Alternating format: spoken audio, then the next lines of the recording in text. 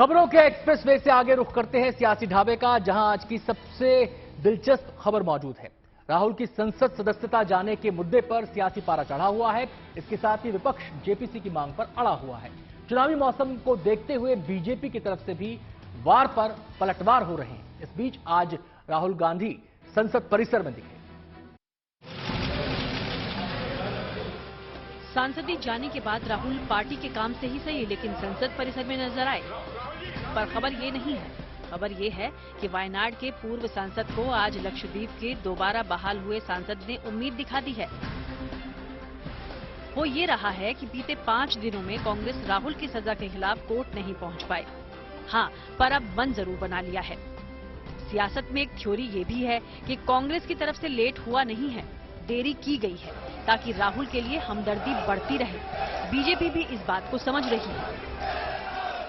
Mister Rahul Gandhi अपने अहंकार के कारण डिस्क्वालीफाई हुए हैं। एक ऑर्डिनेंस को ओपन प्रेस कॉन्फ्रेंस में फाड़ने से क्या इंस्टीट्यूशंस बनते हैं? ये बहुत एकदम क्लियरली प्रूव करता है कि मिस्टर राहुल गांधी अपने आप को सारे इंस्टीट्यूशन से ऊपर समझते हैं। चेहरा बता रहा था वैष्णो जी का कि उनके पास कुछ कहने को नहीं, क्योंकि खुद जिस अडानी को बचाने के लिए ये सरकार दागदार हुई है, रेलवे तो उन्होंने ही बेच दिया। आज कोई मंत्री ये साहस दिखाए, प्रधानमंत्री जी साहस दिखाएं कि हम बेदाग हैं, हम पर कोई इल्जाम नहीं है, सब इल्जाम झूठे हैं विपक्ष के, और हम जेपीसी से जांच कराने की घोषणा करते हैं। ये दम नहीं। असल में राहुल की सांसदी पर चल रहे विवाद के बीच लोकसभा सचिवालय ने एनसीपी सांसद मोहम्मद फैजल की सदस्यता बहाल कर दी। एक आपराधिक मामले में सजा के बाद लक्षद्वीप के सांसद मोहम्मद फैजल की सदस्यता गई थी, पर उस फैसले पर उच्च अदालत से स्टे लग गया। तो इससे पहले कि मामले में सुप्रीम कोर्ट में सुनवाई होती, सदस्यता बहाली का नोटिफिकेशन आ गया। चर्चा है कि इस हिसाब से राहुल की सदस्यता भी बहाल हो सकती है। उधर चुनाव आयोग ने भी साफ कर दिया कि वायनाड में फिलहाल चुनाव कराने का उनका इरादा नहीं। यानी राहुल के मामले में संस्था हो या सियासतदान, सभी इंतजार में है। हाँ, सियासी दंगल जारी है। पिछले कई दिनों से संसद से लेकर सड़क तक राहुल के बयान और जेपीसी की मांग पर टकराव है। विपक्ष हर हाल में अडानी मामले की जांच कराना चाहता है और बीजेपी की दलील है कि ज्यादातर विपक्षी पार्टियां खुद भ्रष्टाचार के आरोप से घिरी हैं। कुछ दलों ने मिलकर भ्रष्टाचारी बचाओ अभियान छेड़ा हुआ है। आज भ्रष्टाचार में लिप्त जितने भी चेहरे हैं, वो सब एक साथ एक मंच पर आ रहे हैं। संसद में हम जेपीसी की मांग कर रहे हैं भ्रष्टाचार के जांच के लिए। हाँ, आप उस बारे में क्यों नहीं बोलते? क्या आपके आसपास के सब लोग दूध के धुले हुए हैं? जरा देखिए दाएं बाएं कौन बैठे आपके यहाँ, कौन लगता है अडानी आपका? 2024 के दंगल को देखते हुए ये तकरार लाजिमी है। सवाल है कि आगे अभी क्या क्या होना है। विपक्ष को साथ लेकर कांग्रेस की तैयारी स्पीकर के खिलाफ अविश्वास प्रस्ताव लाने की है। इन कुछ पहल ऐसे लिए जाते हैं सदन की तरफ से, कभी कभी सवाल तो उठते हैं। तो ये सवाल को लेकर विपक्ष के जो नेतागण हैं उसमें चर्चा स्वाभाविक है, और नो कॉन्फिडेंस मतलब अविश्वास की प्रस्ताव की बात किसी ने कहे होंगे, ऐसा नहीं। हम मेंबर होने की ये सोच भी रहे हैं। कांग्रेस की रणनीति चाहे जो हो, अविश्वास प्रस्ताव में पेच ये है कि उसके लिए संसद चलना जरूरी है, जिसके आसार नजर नहीं आते। बेशक सड़क पर पार्टी का विरोध जारी है और जानकार मान रहे हैं कि कर्नाटक चुनाव के मद्देनजर राहुल के मुद्दे को हवा देने की कोशिश की जा रही है। Bureau report, good news today. पक्ष और विपक्ष के बीच सियासी टकराव के बीच एक खिचड़ी और पक रही है। 2024 में विपक्षी पार्टियों की एकजुटता के कई समीकरणों पर काम हो रहा है। एक समीकरण बिहार के मुख्यमंत्री नीतीश कुमार के पास भी है, लेकिन कांग्रेस की तरफ से हरी झंडी नहीं मिलने की वजह से बात आगे नहीं बढ़ पा रही। नीतीश कुमार ने राहुल को याद दिलाया कि वो इंतजार कर रहे हैं। तो जानते हैं ना भाई कि विपक्ष के अधिक से अधिक लोगों की एकता मेरी इच्छा है ना। हाँ, तब से ना हम इंतजार कर रहे हैं। हम तो इंतजार कर रहे हैं कि ज्यादा से ज्यादा लोगों की इच्छा हो जाएगी, एकजुट मजबूती के साथ 2024 का विधान सभा का चुनाव लड़ेंगे लोग मस्ती से। तो हम बैठे हुए हैं अभी। अब आप जानते ही हैं, 2 राउंड गए, सब लोगों से बातचीत हो गई है, तो हम वेट कर दी क्या सर? हम तो वेट ही कर रहे हैं ना। हम इंतजार कह दिए कि आप देख लीजिए, तय आप मिल करके करना है, तो हम लोग वेट कर रहे हैं। जिस दिन वेट कर रहे हैं, अनेक जो क्षेत्रीय पार्टियां हैं आपस में, इसका हम वेट कर रहे हैं कि अगर उनकी भी इच्छा हो जाए और ज्यादा से ज्यादा लोग मिल जाएंगे तो और अच्छा होगा। तो हम इसीलिए इंतजार में हैं। रामनवमी के मौके पर कल यानी गुरुवार को पतंजलि योगपीठ हरिद्वार में गंगा किनारे संन्यास दीक्षा महोत्सव का आयोजन होने जा रहा है। स्वामी रामदेव के आह्वान पर 100 से ज्यादा विद्वान संन्यास लेंगे और 500 से ज्यादा युवक और युवतियां ब्रह्मचर्य का व्रत लेंगे। संन्यास की परंपरा को आगे बढ़ाने की इस मुहिम पर हमारी सहयोगी श्वेता झा ने स्वामी रामदेव से एक्सक्लूसिव बातचीत की। गुरु ब्रह्मा गुरु विष्णु गुरु देवो महेश्वरा, गुरु साक्षात परम ब्रह्म, तस्मै श्री गुरुवे नमः।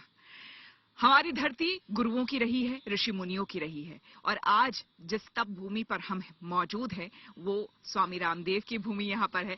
स्वामी जी बहुत बहुत स्वागत है। श्वेता जी, ऋषि ग्राम रखा है और हम ऋषियों के संतानें हैं, ऋषियों के बेटे बेटियां हैं, और ऋषियों के वंशधर तैयार होते हैं ज्ञान से, दीक्षा से, तपस्या से। अब जहां वो पीछे भी देख रहे हैं ना, भद्रम इच्छन्त ऋषयः सर्वविदः तपो दीक्षाम उपनिषेद अग्रे ततो राष्ट्रम बलमोजस्य जातम तदस्मै देवोपसम नमन्तु। वेदांत विज्ञान सुनिश्चितार्थ संन्यास योगात यतः शुद्ध सत्वाते ब्रह्मलोकेषु परांत काले परामृतः परिमुच्यन्ति सर्वे। माने ये देश ऋषि मुनियों ने बनाए, उन्हें तप किया, त्याग किया, इस धरती को अपने पुण्यों से आप्लावित किया। आज 1 अरब 96 करोड़ 8,63,124 वर्ष पुराने ये जो पावनी संस्कृति है, कोई ऐसी तो नहीं चल रही ना?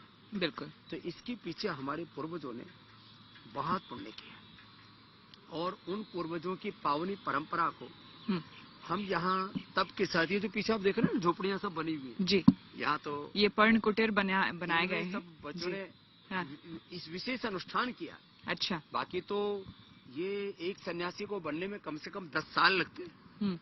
उनको वेद शास्त्रों की शिक्षा देके, जो आधुनिक शिक्षा है, कोई डॉक्टरी करके आता है, कोई इंजीनियरिंग करके आता है, कोई मैनेजमेंट की पढ़ाई करके आता है, बीकॉम, बीटेक, एमटेक आदि, ये जो पढ़ाई है ये तो दुनियावी मायावी पढ़ाई है। ठीक है, वो बोध होना चाहिए, knowledge of subject and knowledge of language, ये बहुत माइनर सी बात है।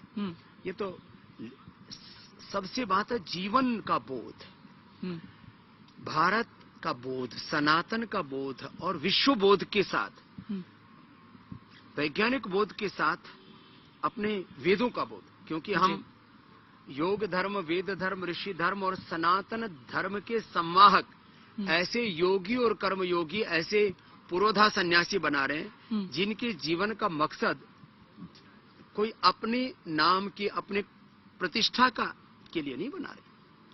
लेकिन ये भी स्वामी जी, ये भी बताया गया है कि ये जितने भी बन रहे हैं, आपसे दीक्षा लेने वाले हैं, संन्यास दीक्षा ले रहे हैं, उनका वो आपके उत्तराधिकारी बनेंगे, ऐसा है क्या? अभी आधों को तो उत्तराधिकारी बना दिया। जो हमारा मूल, जो हमारी संस्था है दिव्य योग मंदिर ट्रस्ट, पतंजलि योगपीठ ट्रस्ट जी, उसमें पूज्य आचार्य बालकृष्ण जी और स्वामी रामदेव के अलावा एक एक ट्रस्ट में 4-4, 5-5 सन्यासियों को ऑलरेडी उत्तराधिकारी बना दिए। क्या बात है। और अपने जो गुरुकुल हैं, यूनिवर्सिटी है, अलग अलग सेवाएं हैं, अलग अलग जो प्रकल्प हैं, इनका नेतृत्व ये सन्यासी ऑलरेडी करना शुरू कर चुके हैं।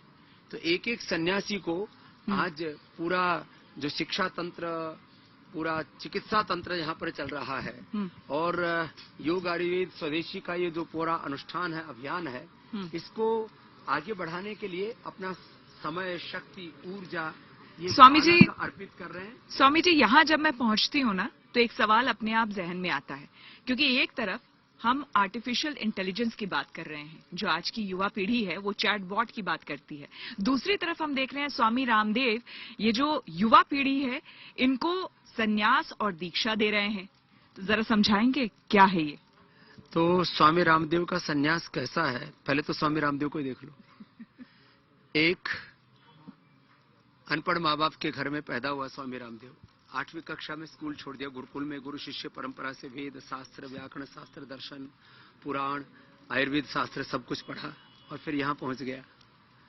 हल चलाता था, मैं बचपन में छोटा बच्चा था। अच्छा। हल चलाने वाले सन्यासी ने हलचल मचा रखी है अकेले ने। एक व्यक्ति क्या कर सकता है, मैं आत्मश्लाघा के लिए नहीं, लेकिन जो भगवान ने हमसे योग के, आयुर्वेद के, प्रवृत्ति के क्षेत्र में कराए, और अब तो भारतीय शिक्षा बोर्ड के माध्यम से पतंजलि गुरुकुलम, आचार्य कुलम, पतंजलि विश्वविद्यालय और पूरा पतंजलि वेलनेस का, माने पूरी दुनिया की शिक्षा व्यवस्था और चिकित्सा व्यवस्था को भी दिशा देने का काम पतंजलि कर रहा है और आने वाले समय में करने वाला। माने योग, आयुर्वेद और स्वदेशी की क्रांति के बाद शिक्षा में क्रांति, चिकित्सा में क्रांति। तो ये जो संन्यास दीक्षा आप देने वाले हैं, बताया जा रहा है कि लगभग 100 से ज्यादा विद्वान और विदुषी जो हैं उन्हें आप ये दीक्षा देंगे और 500 से ज्यादा ऐसे होंगे जो कि ब्रह्मचर्य का पालन करेंगे कल से। तो ये बताइए कि ये जो इतना बड़ा अभियान आपने चलाया है उसके पीछे क्या वजह है? हमारी संस्कृति में कहा जाता है जो सन्यासी हो जाता है वो नारायण का स्वरूप हो जाता है। तो कुछ लोग सन्यासियों को नारायणी सेना कहते हैं, कुछ लोग उसको भगवा तो आप एक सेना तैयार कर रहे हैं, रामदेव जी एक सेना तैयार कर रहे हैं। नारायणी सेना मतलब भगवान के वेद धर्म को, योग धर्म को, सनातन अध्यात्म धर्म के लिए अपना सर्वस्व न्यौछावर करने की भावना, अपनी सारी कामनाओं, अपनी सारी तृष्णाओं को। अब जैसे हवन जो हो रहा है ना, इसमें आहुति देते हैं, भू संन्यास्तम मया, भुव संन्यास्तम मया, स्व संन्यास्तम मया, वित्तैष्णा पुत्रैष्णा लोकैष्णा मया परित्यक्ता मत्ता सर्वभूतेभ्यो अभयमस्तु, ऐसे संकल्प के साथ सन्यासी बनते हैं। तो ये सन्यासी बनना यह कोई बच्चों का खेल नहीं है, बहुत बड़ा साहस चाहिए। लोग छोटे छोटे लालच तो छोड़ नहीं पाते, मोबाइल छूटता नहीं है, घड़ी छूटती नहीं है, गाड़ी छूटती नहीं है, जूते चप्पलों में लोग जो घुसे रहते हैं, ब्रांडेड जूते चाहिए, ब्रांडेड चप्पल चाहिए, यहाँ कुछ नहीं। अपने सारी अविवेकपूर्ण कामनाओं को, वासनाओं को, तृष्णाओं को और बहुत एक जो छोटे छोटे भोग विलासों में जीवन को लोग तबाह कर देते हैं, एक बड़े सत्य की साधना। ऐसे अपनी जो योग परंपरा, वेद परंपरा, सनातन ऋषि परंपरा है, सन्यास की परंपरा है, इसके बारे में उपहास उड़ाने वाले उड़ाते रहे। हमने अपना काम किया था, कर रहे हैं और करेंगे। पहले अकेला था, अब तो करीब 250 सन्यासी हो जाएंगे, इसके बाद 1000 से ज्यादा होंगे और देश ही नहीं पूरी दुनिया में इस योग धर्म, वेद धर्म, ऋषि धर्म, सनातन धर्म की प्रतिष्ठा करेंगे सबके कल्याण के लिए। यानी कि सनातन का आनंद और उत्सव कल मनाया जाएगा। हाँ, ऋषियों के वंशधर, ऋषि ऋषिकाओं के प्रतिनिधि बनाने के लिए। बिल्कुल, बहुत धन्यवाद आपका स्वामी रामदेव जी हमसे बात करने के लिए। तो ये थे स्वामी रामदेव जी, जो कि कल जिस तरह से हमने आपको बताया कि 100 से भी ज्यादा विद्वान और विदुषी जो हैं वो संन्यास दीक्षा लेंगे और कल एक भव्य, बहुत ही बड़ा एक कार्यक्रम और उत्सव होने वाला है, जिसको हम कह रहे हैं कि ये सनातन का उत्सव होगा, वो भी हम आपको दिखाएंगे। कैमरामैन मदन के साथ Shweta Jha, Haridwar, good news today.